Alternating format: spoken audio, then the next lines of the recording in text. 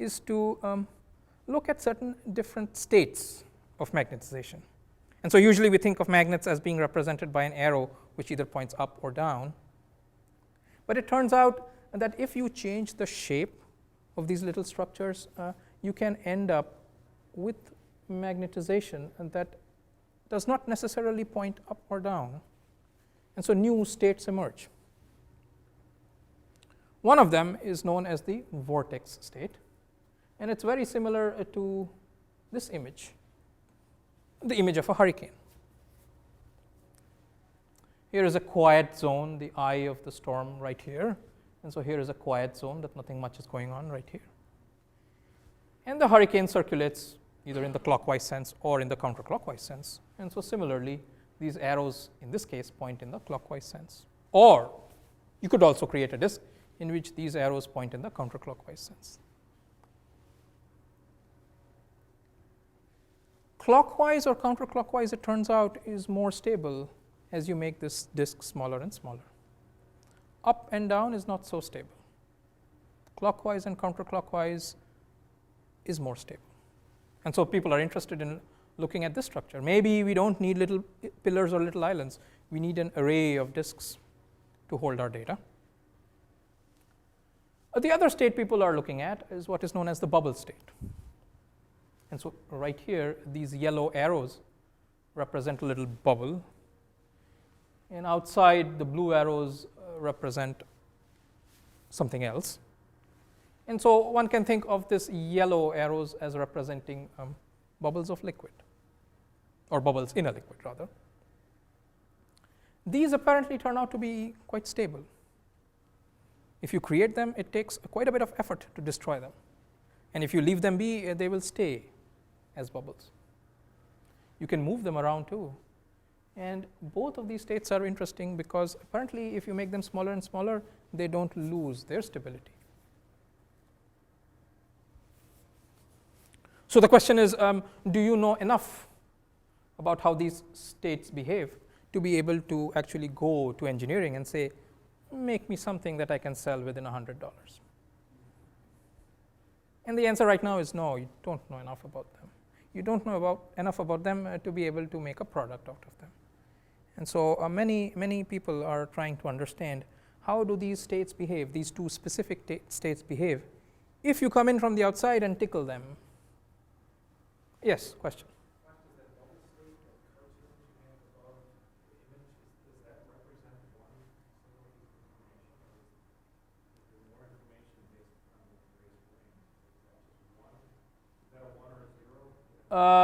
This represents a 1 or a 0. That's right. So, are you asking can you use the periphery to store other pieces of information? I'm not aware of people using the periphery to store any information. I think the periphery is used to sort of protect the inside so far. But that doesn't mean you can't come up with a clever scheme to do that. Yes? What are the two different states with the bubble state? The interior are these yellow arrows which are pointing down. They could also create a bubble in which the interior is pointing up. But the thing is that the interior is pointing in one direction and the periphery is pointing in the opposite direction. So that's what creates this bubble, this sort of isolated bubble that you can sort of move around. And it's sort of the periphery protects the inside in some sense. And so these are some of the states that I am interested in looking at, especially the vortex state right now. And so let me describe an instrument that me and my students are building to look at these states. And the idea is actually a little simple. And so these little disks are kind of tiny, and so we need a sensitive instrument to be able to look at these tiny disks. And so the idea is as follows. Take something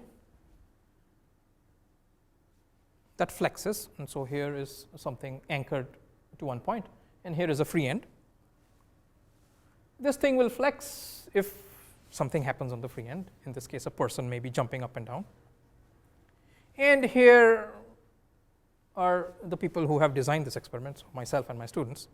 And so we observe the flexing of this large structure. And by knowing something about how large this structure is, we can figure out what must be going on its free end. So an indirect way of figuring out what must be going on at the free end of the structure. Obviously, we're not going to do this experiment. We will choose a slightly different structure. This is an example of a very delicate lever, a diving board anchored on one end, and it's extremely, extremely thin. It's 100 nanometers thin. So it's about the width of your hair is, in some units, 50. This is 500 times thinner than the width of your hair. So it's extremely, extremely delicate. And it's roughly 1/10 of a millimeter long. So it's a really tiny piece. And it's amazing that it even survives. And amazing that this anchor point doesn't break. And because it's so tiny and thin, you can't really see this, and so we have to develop some special ways of looking at it. But that's the idea, that to take this really delicate pendulum, wave it over a disk, and watch how this thing flexes. And by understanding how it flexes, whether it flexes to the left or to the right, you can figure out what must be going on with the disk. Very similar to this idea, here is a flexible pendulum. Watch how the pendulum flexes. Does it twist in the clockwise direction or the counterclockwise direction? And by watching how this pendulum flexes, you can figure something out about what is there in my hand. All I've done is I've shrunk everything down to very tiny dimensions. But that's the idea. Watch a pendulum move, and then based on how it moves, figure out what must be going on. And so this is what sort of visualization of our experiment looks like. We have a laser, so this red light is a laser beam that shines on this blue pendulum. And if the pendulum moves a little bit to the left, we collect more light. Or if the pendulum moves a little bit to the right, we collect less light. And so just by looking at the light, we know what the pendulum is doing. The pendulum has a little magnet attached to the end. After all, if I wave a wooden stick here, nothing will happen to this, and so I need another magnet. And now I'm going to bring this close to other magnets, which represent little disks on my surface. And I'm going to get this magnet to talk to the other magnets. But this talking will not be so passive. I have a little coil here, a small microwave oven, that I'm going to use to tickle these magnets. And so I'll tickle them and I'll watch the response, and I'll tickle them and I'll watch the response. And by tickling them and watching the response, I will get a little bit more information out than if I didn't tickle them. So kind of a more active role. Instead of just passively watching something, you actually come and poke it.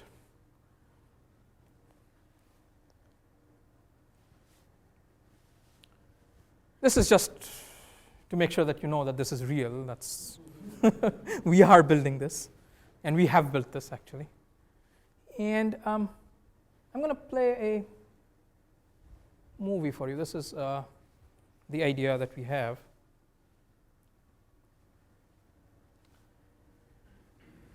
And that's really the experiment that we are setting out to do. Getting one magnet to talk to this guy with the microwave coil on and off. And while this is going on, making sure that we collect light from the blue pendulum. And by looking at the light, we can figure out exactly what is going on here. So the smaller magnets are just stationary, but they oscillate. That's right. We make them oscillate. If we don't do anything, they will be stationary. So we play a little bit more of an active role in doing this experiment.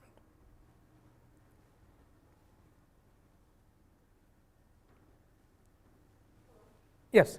How much information can you actually get from the light? Like, when you said it gets brighter and dimmer, Uh-huh. depending on which way it moves, can you exactly see what's going on with each of your magnets from that? Well, indirectly.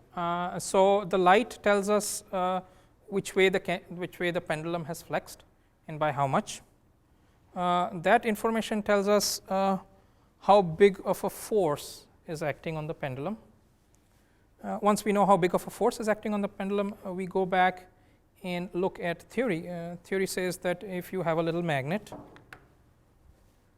and you bring another magnet close to it, there will be a big force that will develop. And so exactly like this, there will be a huge force, and you can try it. This force depends on some properties of the magnet, and theory says that if you have a disk, this is what you should expect. So we try to model what we observe, what we measure, by theoretical predictions. And so there are some numbers that we can adjust to match up with experiment. And once we do that, we have some understanding of what must be true. So it's a little bit of an indirect method, but it works well.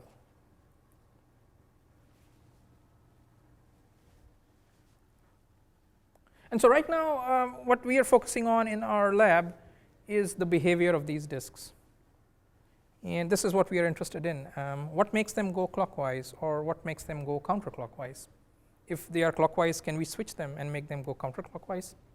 If so, how can we switch them? How much power do we need to switch them, and things like that.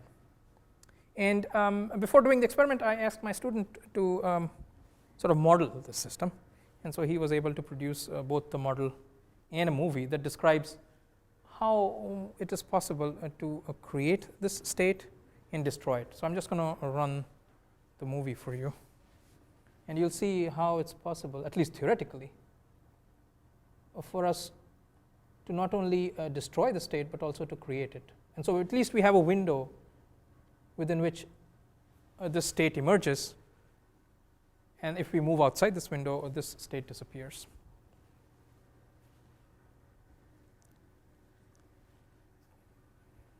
And so you see this vortex structure forming, and it happens to form in the clockwise direction. Is there anything at all that corresponds to north and south poles here?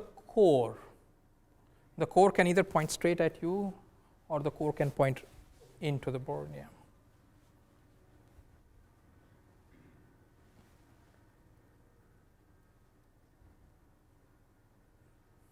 And so now the structure is fairly well pronounced, but now you'll see it disappearing. So all we are doing is we are creating a large magnetic field, and we are watching over what range of magnetic fields is this structure stable. And now you'll see that this structure begins to disappear. And so you lose the vortex core. And so part of the goal is to understand, is this vortex core stable?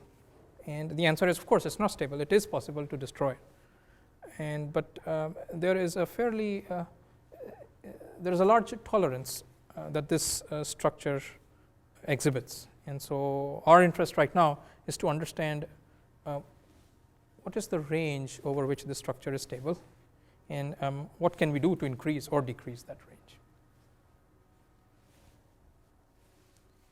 And we are very close to actually, so this was a simulation, a model.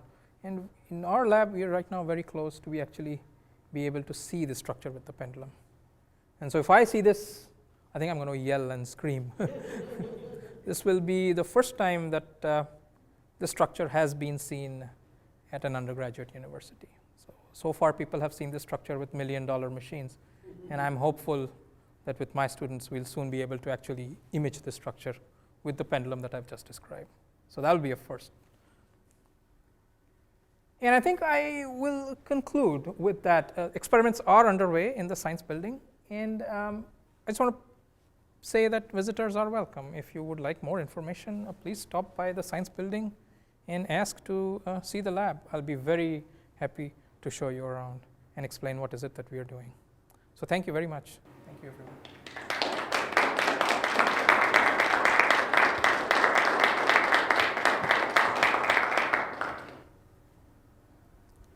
Yes? Is one of the limitations of the vortex state that if you have two vortices, they're opposite directions, you get them close enough together, they will bond. They'll do a bound state, there would be more energy that happens. You see it in molecular structures. But I don't know about in magnetic structures if that happens, but they actually are bound, and there's actually an energy cost associated with them. And is that a problem with magnetics? For the vortex state, not yet. And the reason is that the periphery of the vortex is in the plane. And so imagine these arrows represent people who are sort of lying down. And so if these arrows are representing people lying down, they don't produce a field, a too large of a field outside the disk. And so if you bring another disk next to it, in which the arrows are also lying down, the coupling, or whether the fact that this disk talks to the other disk, is kind of minimized, because everything is sort of in plane. And so the only thing that sort of sticks out at you is the core, and the core is actually a very tiny region. And so what really matters is how far apart are the two cores, and how much volume is sticking out. And so for the vortices, if you bring two disks close to one another, I think the stocking between the two disks is smaller than what you would expect if you otherwise bring two magnetic disks nearby. When I got thinking about this, the bubble state that you showed, there was this compelling group of cards around the periphery that you wouldn't get with a vortex. The guards are these arrows which are in the plane. They don't produce a large stray field outside the disk. And so because they are in a closed configuration, there's no free end to these arrows. There's no beginning and end. It's just like a clockwise circuit. And so I think that sort of minimizes the interaction between one disk and a disk placed next to it. So they don't talk to one another too much. But they do, you're right, they do. I'm thinking about applications, and I'm wondering, currently the big cost for things like MRI machines, which are some interest. MRI machines is magnet itself, which is very costly. And I'm wondering if a smaller, less expensive magnet can be created using these sorts of techniques. Can they be used with things like MRI machines? So that UWSP could have its own MRI machine.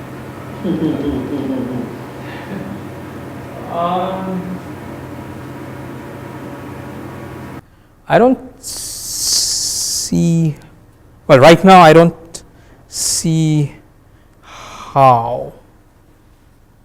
I think the big cost of MRI machines is keeping those magnets cold.